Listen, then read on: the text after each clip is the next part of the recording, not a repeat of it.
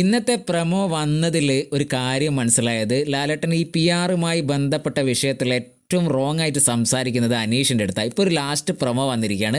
അതിൽ ലാലേട്ടൻ ആര്യൻ്റെ അടുത്തായാലും അക്ബറിൻ്റെ അടുത്തായാലും അനുവിൻ്റെ അടുത്തായാലും ബിന്നിൻ്റെ അടുത്തായാലും ബാക്കി എല്ലാവരുടെ അടുത്തും വളരെ സോഫ്റ്റാണ് സംസാരിക്കുന്നത്. വളരെ സോഫ്റ്റ് തമാശയിലാണ് അത് പറഞ്ഞു പോകുന്നത്. എനിക്കൊന്ന് അനീഷിൻ്റെ കാര്യത്തിൽ, അനീഷ് ബിഗ് ബോസിലേക്ക് ഒരു 3 ദിവസങ്ങൾക്ക് മുന്നെയാണ് എനിക്ക് അറിയിപ്പോൾ വന്നത്. ഞാൻ പി ആർ എന്താണെന്ന് പോലും അറിയില്ല. അതൊക്കെ കൊണ്ടായിരിക്കും ലാലേട്ടൻ അത്രയും, പിന്നെ പി ആറുമായി ബന്ധപ്പെട്ട് ഭയങ്കരമായ ചർച്ച അവിടെ നടത്തിയതും ഇതൊക്കെ പറയണമെന്ന് പറഞ്ഞത് അനീഷ് തന്നെയാണ്. അതുകൊണ്ടായിരിക്കും അനീഷിൻ്റെ അടുത്ത് അത്ര റോങ് ആയിട്ട് സംസാരിച്ചത്. ഇവിടെ അക്ബർ പറയുന്നുണ്ട് ലാലേട്ടൻ എനിക്ക് ചെറുതായിട്ട് പി ആർ ഉണ്ടെന്ന് പറയുന്നുണ്ട്. അത് ലാലേട്ടൻ ചിരിച്ച് തമാശയിൽ എല്ലാവരും എടുത്ത് പോകുന്നുണ്ട്.